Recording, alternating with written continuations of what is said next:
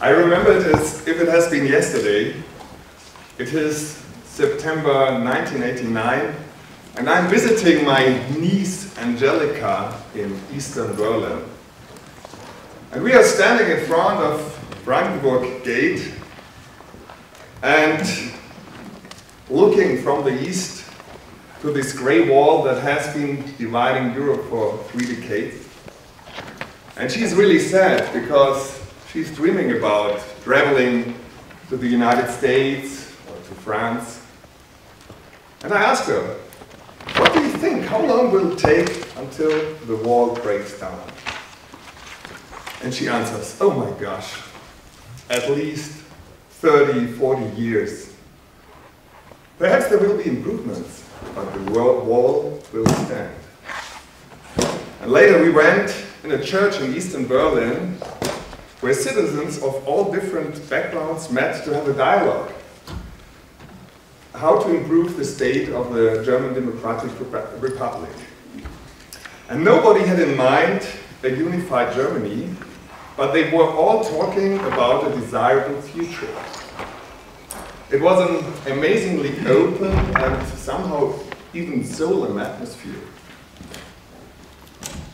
And in this moment, I understood that the material wall dividing Berlin was a representation of the old mindset of the ruling elite.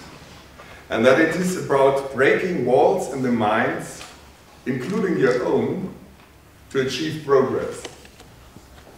I returned back to Black Forest, where I lived at the time, but the spirit I had experienced in East Berlin gained momentum. All kinds of people met in places like the Gewandhaus in Leipzig to openly speak out new possibilities.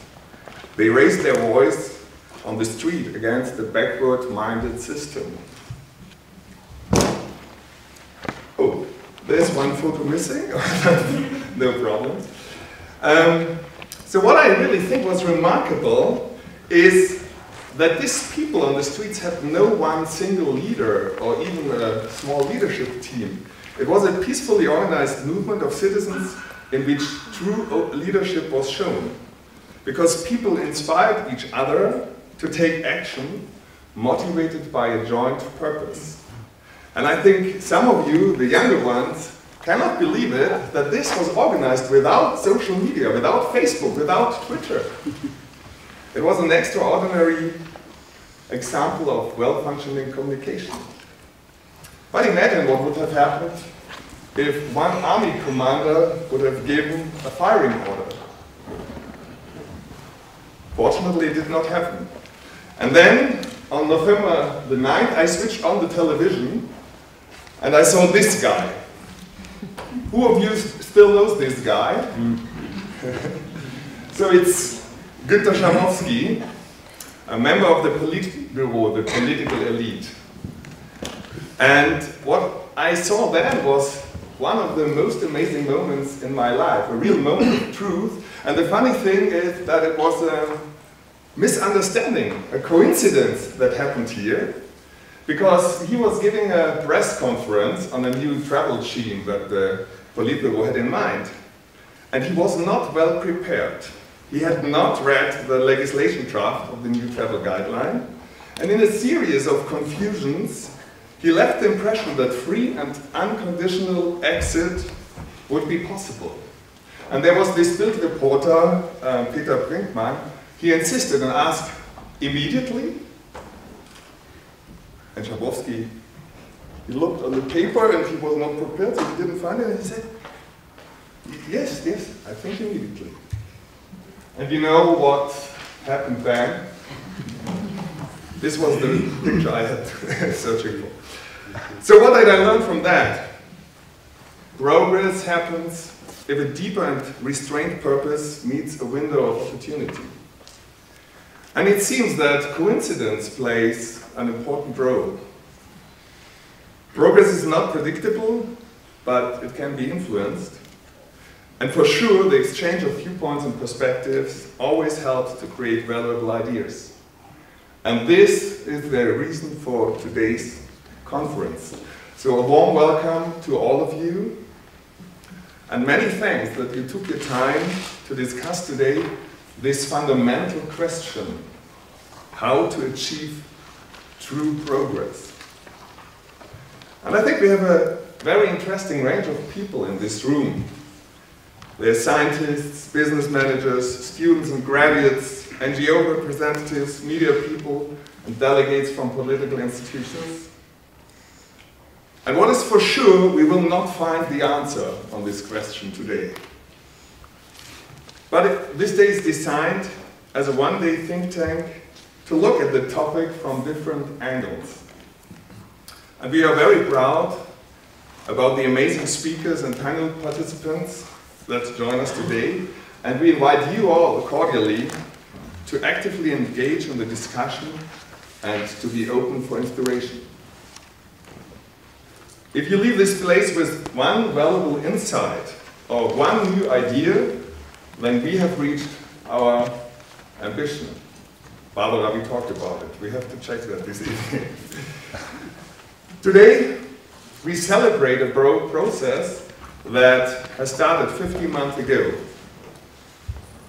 Our aim at the FLI Leadership Institute is to facilitate not change per se, but valuable ideas and meaningful content. And therefore, we dedicate a significant portion of our time to pro bono activities about fundamental topics of future leadership. And having talked to many managers and employees, we figured out that there was an increased frustration about so many negative scenarios of the future filling the headlines. Economic and financial crisis, environmental collapse, clash of cultures, but also in corporate transformation, the focus is very often on this case of urgency. We have to act because otherwise our company will fail. But is the fear to fail the right motivation for progress? Some of the people we talked to had the feeling that in their companies there still is kind of a GDR Politburo mindset with a selected elite that does unrealistic top-down 5-year plans without engaging in new ideas or giving the people the freedom to move. And we'd like to quote Albert Einstein, who said, "If you want to live a life of fulfillment, tie it to a desirable goal." Now, this led us to the question, how could a desirable future look like? What could be common goals of the people that especially are on their way to the professional life, so that enter professional business and have like 30 years ahead? And here I want to express my deepest thanks to Professor Isabel Welpe, and unfortunately at the moment she's still at the doctor because she got a cold, but she will join us later. And she brought us in contact with the CDTM, the Center of Digital Technology and Management, that offers an honorary degree for students of both Munich-based universities, the Technical University of Munich and the Maximilians University. And together with the guys from the CDTM, we started a journey. We first wanted to know from thought leaders from all over the world how they would define true progress, and some of them are here today, like Professor Rademacher, Thomas Sattelberger, Patricia Nance, Juliana Rotich. But we also drove to Geneva to meet Nobel Peace Laureate Muhammad Yunus. We talked to SAP CEO Bill McDermott while he was flying in a plane. We Skyped to Nassim Nicholas Taleb in New York. We had a breakfast talk to Frank Schätzing. We visited the Deutsche Bundestag, where unfortunately we observed a true lack of visionary spirit. Altogether, we had 35 very insightful and inspiring discussions. And then we investigated the assumptions. We were looking for joint patterns that the thought leaders were raising, but also for different viewpoints. And with this valuable input, we prepared an interactive workshop with the students and graduates of the CDTM.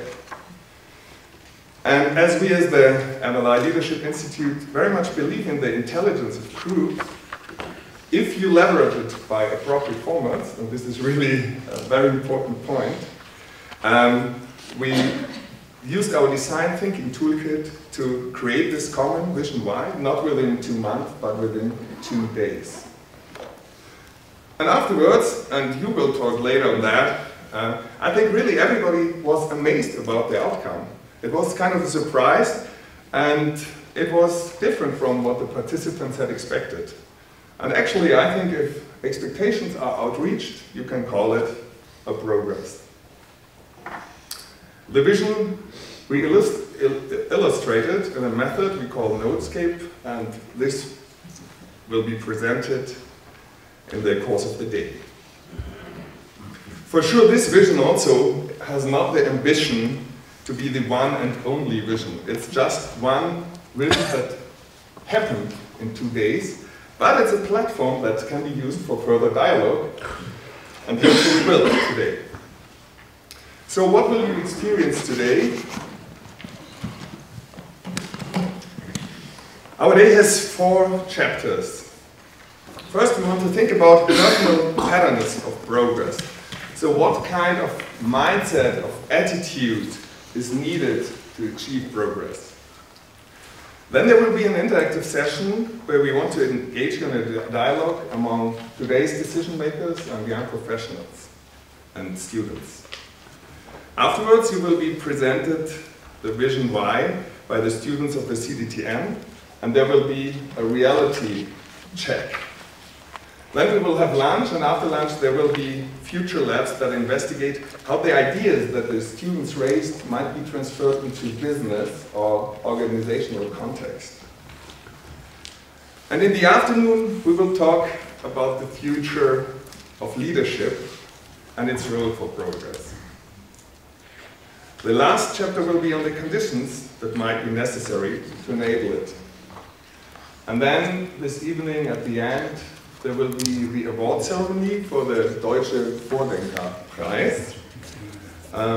Before then we will have dinner and there will be a reception in the München Castle. So before I leave the stage to our moderator, I want to express my thanks to our partners, the Center of Digital Technology and Management, the TUM, the Hochschultage für ökosoziale Marktwirtschaft, Harvard Business Manager, and the European Institute for Participation. And in addition to Professor Welpe, I want to express my deepest thanks to Professor Hermann, who is the patron of today's conference.